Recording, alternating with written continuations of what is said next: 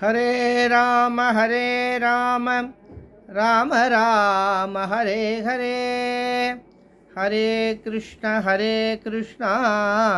कृष्णा कृष्णा हरे हरे। श्रीमदे रामानुजाय नमः।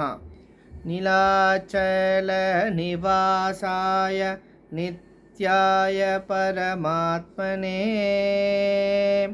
बलभद्र सुभद्राभ्यां जगन्नाथाय ते नमः। जय जगन्नाथ। स्वामी जगन्नाथ पुरी जगन्नाथ சங்கச்சேத்திரம் புருஷோத்தம சேத்திரம்னு மிக விசேஷமாக பாடப்பட்ட போற்றப்பட்ட இந்த ஸ்தலத்தை பற்றி பார்த்துட்டுருக்கோம். இந்த சன்னதிக்குள்ளே எத்தனை சன்னதிகள் உண்டோ இந்த ஆலயத்தில் அப்படின்றதெல்லாம் பார்த்துட்டுருக்கோம். இது வரைக்கும் நம்ம பார்த்தது அருணஸ்தம்பம் பார்த்தோம். அருணஸ்தம்பத்துக்கு அடுத்தபடியாக சிம்மத்வாரம் பார்த்தோம். சிம்மத்வாரத்தில் சித்தி ஹனுமான் பார்த்தோம். 9 நரசிம்மர்களில் ஜுவாலா நரசிம்மரை பார்த்தோம். மிக விசேஷமான பவித்த பாவன ஜெகநாதரையும் பார்த்தோம். பார்த்தக்கப்புறமா அப்படியே அந்த வாசலை விட்டு கொஞ்சம் வெளியேறின உடனே ஒரு 21 படிகள் தெரியும். 21 படிகள் தெரியும். நீங்கள் பார்த்தேன்னா படினா இப்படி ஸ்டெப் அப்படி வசதி இருக்காது, கொஞ்சம் அப்படி ஸ்லோப்பாக ஏறுற மாதிரி இருக்கும். ஆனால் 21 படிகள் இருக்கும். அதுதான் நீலாச்சலம். அந்த மலை தான் நீலாச்சல மலை. அந்த 21 படிக்கும் மகிமை உண்டு. முதல்ல அந்த படி விசேஷமான சில நிறைய ஒரு அனுபவங்களை கொண்ட ஆச்சரியங்களை கொண்ட படிகள். அந்த படியில் தான் வருஷந்தோறும் பகவான் ஜெகநாதர் இறங்கி வரார், ஏறி போகிறார். விசேஷமான படி. அதில் முதல் படிக்கு அடுத்து 3வது படி, முதல் படி அடுத்தபடி 3வது படியில் பார்த்தேன்னா யமதண்டம். இந்த யமதண்டம்னு ஒரு தண்டம் இருந்தது முந்தி. அதற்கு இப்போது ஒரு சின்ன ஒரு பிளேட் போட்டு மூடியிருக்கா. இந்த யமதண்டம் எதற்கு அப்படின்னா, நம் பாதம் அதிலே படும் பொழுது நம்மளுடைய பாவங்கள் எல்லாம் போயிடும், அதுக்கப்புறமாக ஜெகநாதரை சேவிக்கணும்னு ஒரு ஐதீகம். யமனுடைய தண்டத்தை அங்கே பிரதிஷ்டை பண்ணியிருக்கார் அப்படின்னு ஒரு ஐதீகம் உண்டு. ஆக முதல்ல அவர் சித்தி ஆஞ்சநேயர்கிட்ட அருள் பெற்றுட்டு அதுக்கப்புறமாக யமதண்டத்தை மிதித்து நம் பாவத்தை எல்லாம் போக்கிடணும். போக்கிட்டு 5வது படி ஏறினேன்னா இந்த படிக்கு அப்படியே வலது பக்கம் பார்த்தேன்னா நரசிம்மர் சன்னதி உண்டு. 2வது நரசிம்மர். அவரை சேவிச்சுட்டு அப்படியே வந்தேன்னா 9வது படியில் பார்த்தேன்னா பித்ருகளுக்கு உரியதான ஒரு படி. பித்ருகளுக்கு உரியதான அந்த படி ஆகப்பட்டது 9வது படி. மிக விசேஷமான ஒரு படி, பித்ருபடின்னு பேர். அங்கே பித்ரு குண்டம் அப்படின்னு அந்த படியில் நடுவில் பார்த்தீங்கன்னா சின்ன ஒரு குண்டம் இருக்குது, ஒரு குழி மாதிரி இருக்கும். அங்கே முன்னோர்களுக்கு நம்ம போகிறச்செல்லாம் 2 பருக்க சாதம் போட்டு அவளை பிரார்த்திக்கலாம், பூ போட்டு பிரார்த்திக்கலாம், எது வேணால் வாங்கி போட்டு பிரார்த்தனை பண்ணலாம். இல்லாட்டி அந்த குழிக்கிட்ட அமர்ந்து பகவானை பிரார்த்தனை பண்ணி பெரியவாள்லாம் நினச்சி பிரார்த்தனை பண்ணலாம். எதுக்கு அங்கே பித்ருகுண்டம் அப்படின்ற ஒரு இடம் வந்தது அப்படின்னா, சுவாமி ஜெகநாதர் நம்மளுடைய பித்ருக்கள்லாம் நினச்சி வேண்டிப்போம் இல்லையா, அவள்லாம் சாந்தி அடையணும், மோட்சம் அடையணும், இந்த மாதிரி சில சிராதங்கள்லாம் பண்ணாமல் இருப்போம், செய்ய முடியாமல் இருப்போம். அவள் பேரெலாம் சொல்லி சேவிக்கும் பொழுது ஜெகநாதர் வருடத்துக்கு ஒரு முறை அந்த படியை விட்டு இறங்கி வராரா இல்லையோ, வரும்போது அந்த 9வது படியில் நின்று அந்த பித்ருகுண்டத்தை பார்ப்பாராம். அந்த பித்ருகுண்டத்தை பார்க்கும் பொழுது நம்மளுடைய முன்னோர்களுடைய ஆத்மாக்கள் எல்லாம் மோட்சம் பெறும் அப்படின்னு ஒரு ஐதீகம். சுவாமி பார்வைப்பட்ட உடனே அதனால் நம்ம போகிறச்ச அந்த பித்ருகுண்டத்துக்கிட்ட நின்று நிறைய பேருக்கு தெரியாது, இந்த படியோட படியாக இருக்கும், குட்டியாக இருக்கும். அங்கே உள்ளவாள் மட்டும்தான் அதை பண்ணுவா, அங்கே நின்று சேவிப்பா. எதுக்கோ சேவிக்கிறாளே நம்ம மட்டும் விட்டுருவோம். அது கிடையாது. அங்கே நின்று ஒரு விஷயம் தெரிஞ்சுக்கோங்க. ஒரு சன்னதிக்கு போகிறோம், ஒரு சேத்திரத்துக்கு போகிறோம்னா அந்த காலங்களில் உபன்யாசம் கேட்கணும், பெரியவா தெரிஞ்சவா அறிஞ்சவாட்ட கேட்டால் தான் தெரியும். இப்போ அப்படி இல்லை.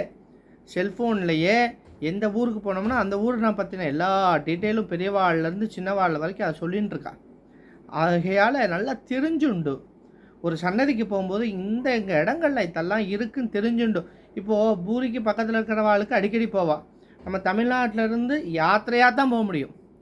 வாழ்க்கையில் ஒரு தடவை போகிறோமோ 2 தடவை போகிறோமோ 3 தடவை போகிறோமோ அது ஜெகநாதனுடைய கிருபையால் நடக்கும். ஆகையால் ஒரு தடவை போனாலும் திருப்தியாக எல்லாத்தையும் சேவிக்கணும், பொறுமையாக சேவிக்கணும். போனோமா நேராக கிடுகிடுன்னு ஓடினோமா, பெருமாளை பார்த்தோமா, மறுபடியும் பஸ்ஸில் ட்ரெயின் ஏறி வந்தோமானா ஒரு பிரயோஜனமும் இல்லை. எந்த ஒரு சன்னதிக்கு போனாலும் அந்த சன்னதியுடைய மகிமையை தெரிஞ்சு ஒவ்வொரு தூணும் ஒவ்வொரு படியுமாக சேவிச்சுட்டு அதை அனுபவித்து பெருமாள் இடத்துல சேவிக்கணும். ஆக இந்த 9வது படியில் இந்த பித்ருக்குண்டம் இருக்குது. ஆக 9வது படி ஏறும் பொழுது பித்ருக்களை பிரார்த்தனை பண்ணணும். அடுத்தபடி 10, 11, 12 அகலமான படிகள் அதெல்லாம் ஏறிட்டா நிமிர்ந்து பார்த்தோம்னா விசேஷமாக ஒன்று தெரியும். என்ன தெரியுமா? சங்கும் சக்கரமும் தெங்கள திருமணம் இருக்கும். அது ராமானுஜரால் உருவாக்கப்பட்டது. என்ன வடநாட்டில் ஏது திருமண் ராமானுஜர் உருவாக்கினார். அது அடுத்த வீடியோவில் நான் சொல்கிறேன். ஆக அந்த படிகள் இந்த 21 படிகளும் மிக உன்னதமான படி. ஜெகநாதர் இறங்கி ஏற படி. ஆகையால் நிறைய பேர் அதில் உருண்டு வருவா, நின்று பிரார்த்தனை பண்ணுவா, உட்காந்துப்பா, படுத்து தூங்குகிற ஆளும் உண்டு. அந்த படிகளில் உருண்டு வருவா. அங்கே பிரதர்சன மாதிரி படிகளை அது மாதிரி உயரமாக இருக்காது இல்லையானோ, அதனால் சின்னதாக தான் இருக்கும். எப்படி சொல்கிறது, சரிவாக தான் இருக்கும். அதனால் உருண்டு வருவா. ஆக அவ்வளோ பிரார்த்தனை பண்ணுவா. அங்கே உள்ளவாள்லாம் பக்தி அப்படி கொட்டி கிடக்கிறது. ஜெகநாதர்னா போகிறோம். அப்பேற்பட்ட 21 படிகளையும் நாம் சேவிக்கிறோம். அந்த 21 படிகளை சேவிச்சுட்டு 2வது கோபுரத்தை தாண்டுறோம். இந்த 2வது கோபுரம்தான் 2 பிரகாரங்களை கொண்டது சுவாமியுடைய திருக்கோவில். இந்த 21 படியை ஒட்டுனா அப்படி ஒரு பிரகாரம் வரும். அது வெளிப்பிரகாரம். அந்த படியை தாண்டி 2வது கோபுரத்துக்குள்ளே நுழைஞ்சோடனே அங்கே ஒரு பிரகாரம் வரும். அது உள்பிரகாரம். அந்த பிரகாரத்தில் நிறைய சன்னதிகள் உண்டு. அப்படியே போனோமானா அப்படியே வலது பக்கத்தில் இருந்து அப்படியே பிரகாரம் வரணும். நமக்கு இடது, கோவிலுக்கு வலது. சரியா? அப்போது அப்படியே நமக்கு இடப்பக்கமாக திரும்பினோமானால் சத்யநாராயண சுவாமி சன்னதி உண்டு. அந்த சத்யநாராயண சுவாமியை சேவிச்சுட்டு அப்படியே கொஞ்சம் தள்ளி வந்தோமானால் இந்த முதல் பிரகாரத்துக்கு ஒரு பாதை வரும். என்னடா பாதியிலே பிரகாரம் வராமல் திடீர்னு மறுபடியும் முதல் பிரகாரத்துக்கு போகிறானே, முதல் பிரகாரத்தை சொல்லலையே. ஏன்னா முதல் பிரகாரத்தில் நம்ம நுழைஞ்ச உடனே இப்படி படி ஏறினோடனே போக முடியாது. அங்கே தடுப்பு போட்டிருப்பா. முழுமையாக பிரகாரம் வர முடியாது. ஒரு தடுப்பு போட்டிருப்பா. ஏன்னா அங்கே ஒரு பெரிய இடம் இருக்குது. நான் அதை அப்புறம் சொல்கிறேன். ஜெகநாதருக்கு ரொம்ப பிடித்தமான இடம் அங்கே தான் இருக்குது. அதை நான் அப்புறம் சொல்கிறேன். ஆக நம்ம இப்படி இடது பக்கம் திரும்பினோடனே சத்யநாராயண சுவாமியை சேவிச்சுட்டு அப்படியே வந்தோன்னா ஒரு பாதை கீழே இறங்கும். அப்படியே இறங்கினா முதல் பிரகாரத்துக்கு வந்துடுவோம். வந்த உடனே நமக்கு நேராக யார் இருப்பா அப்படின்னா அங்கே ஒரு ஜெகநாதர் இருப்பார். அதே ஜெகநாதர் சன்னதிக்குள்ளே இருப்பார். கொஞ்சம் ஏறி உள்ள சன்னதிக்குள்ளே போகணும். நிறைய பேர் இவர் தான் ஜெகநாதர்னா கூட நினைப்பா. ஆனால் அவர் ஜெகநாதர் மூலவர் கிடையாது. இவரை போய் கட்டி பிடிச்சிக்கலாம், தலையை சிரசை வச்சு நம்ம பிரார்த்தனை பண்ணலாம், கொஞ்சலாம், என்ன வேணால் பண்ணலாம். அந்த ஜெகநாதரை அங்கே ஒரு அர்ச்சகர் உட்காந்துருப்பார். கூட்டம் இருந்தால் லைனில் போகணும். நான் சொல்கிற மாதிரி இரவு நேரத்தில் போனோன்னா அங்கே யாருமே இருக்க மாட்டான். நம்ம மட்டும்தான், நம்மளும் ஜெகநாதர் மட்டும்தான் அந்த இடத்துல. மூலவர்கிட்ட கூட்டம் இருக்கும் அந்த இடம். ஏன்னா பெரிய கோவில், பெரிய கோவில் அது. அதனால அந்த இடத்துக்கு போனேன்னா அந்த ஜெகநாதருக்கு ஒரு கதை உண்டு. ஒரு முகலாயருடைய காலங்களில் இதே மாதிரி ஜெகநாதத்தை அழிக்க வரும்பொழுது இந்த ஜெகநாதரை ஒழிச்சு வச்சுட்டு, இப்போ நான் சொன்னேனே இந்த ஜெகநாதரை தான் அது ஒரு மண்ணில் செஞ்சு அவன் வச்சுருந்தான்.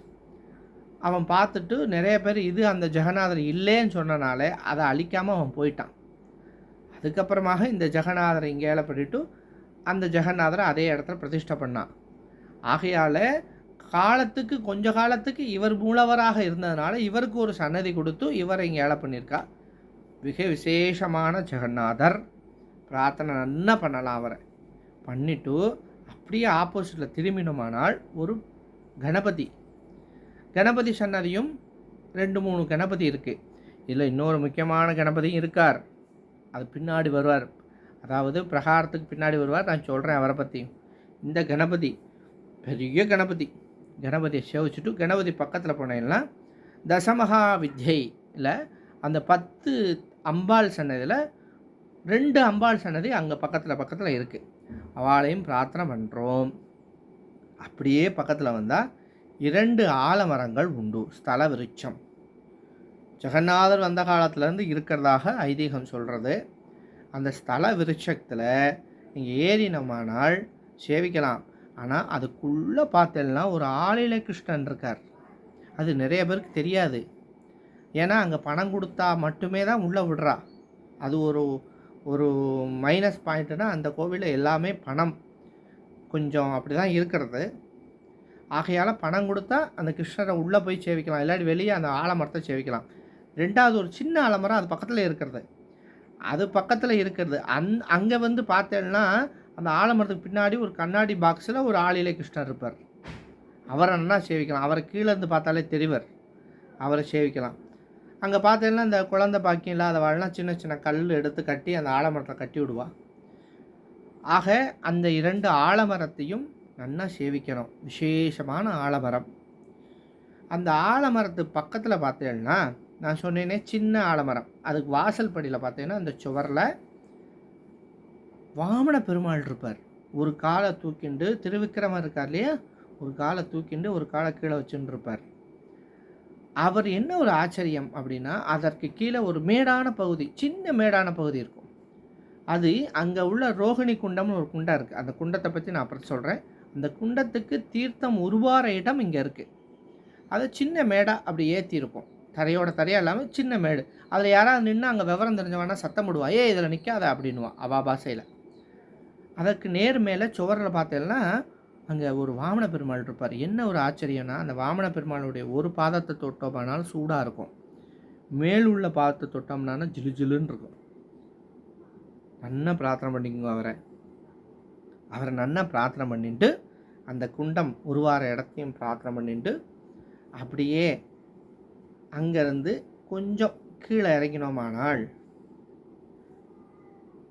அந்த பிரகாரத்துலேருந்து கொஞ்சம் கீழே இறங்கினோம் அப்படின்னா 4-3 சன்னதி, ஆஞ்சநேயர் சன்னதி. நான் சொன்னேன் இல்லையா ஒரு 4 ஆஞ்சநேயர் சன்னதி வரைக்கும் இருக்குன்னு. அதில் முதல் ஆஞ்சநேயர் பார்த்துட்டோம். இது 2வது ஆஞ்சநேயர் இருப்பார். இந்த பக்கம் பார்த்தேன்னா ராமருடைய சன்னதி. நிறைய சன்னதிகள் அங்கே இருக்குது. அப்படியே மறுபடியும் மேலே ஏறிட்டோம்னு வச்சுக்கோங்களேன். அந்த ஆலமரத்துலேருந்து அப்படி முதல் 2வது பிரகாரத்துக்கு வந்து அப்படியே ஆரம்பித்தோம்னா முக்தி மண்டபம்னு ஒரு மண்டபம் இருக்குது. அது என்ன முக்தி மண்டபம்? அது முக்தி மண்டபம்னா நிறைய ஆச்சாரிய புருஷாலாம் உட்காந்துருப்பா. அந்த ஊர் ஆச்சாரியால், அப்போ அதாவது வேதம் படித்த விற்பனர்கள்லாம் உட்காந்துருப்பா. அவகிட்ட நிறைய பேர் போய் கேள்விகள் கேட்பா செய்வா. அந்த மண்டபத்தில் யாரும் ஏற முடியாது, கீழே நின்று தான் சேவிக்கணும். அவர் மேடை மாதிரி இருக்கும், மேடையில் உட்காந்துருப்பா. பூரா வேத வித்துக்கள் அவளை சேவிச்சுண்டு அந்த மேடை மேலே ஒரு அம்பாள் சன்னதி உண்டு. நல்லா அகூரமாக இருக்கும், நம்ம பார்க்க முடியாது. அதை ஒரு சந்துக்குள்ளே இருப்பாள். அவள் ஜெகநாத பிரசாதத்தை கொண்டு போய் நித்தியப்படி அவளுடைய நாவலை வச்சாதான் அவன் சாந்தி ஆவானான். அப்பேற்பட்ட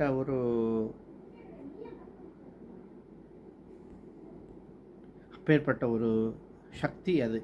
தசமகா வித்தியில் ஒரு 2வது 3வது சன்னதி. அதை சேவிச்சுட்டு அப்படியே திரும்பினா காசி விஸ்வநாதர் சன்னதி. அதில் பாதாளத்தில் ஒரு லிங்கம். நான் சொன்னேன் இல்லையா 12 ஜோதிர்லிங்கத்தில் 3 லிங்கத்தை நீங்கள் சேவிச்சிடலாம். அதுக்கடுத்து இப்படி தாண்டி வரும்பொழுது 4-5 சன்னதிகள் வரிசையாக இருக்குது. இந்த சன்னதிகளை பற்றி அடுத்த வீடியோவில் பார்க்கலாம். ஜெகநாதர் நல்லா அனுபவிங்கோ, ஜெகநாதரை சேவிக்கணும், பிரார்த்தனை பண்ணுங்கோ. அவர் கண்டிப்பாக உங்களை அழைச்சிட்டு போவார். ஜெய் ஜெகநாத். ஸ்ரீமதே ராமானுஜாய நமஹ.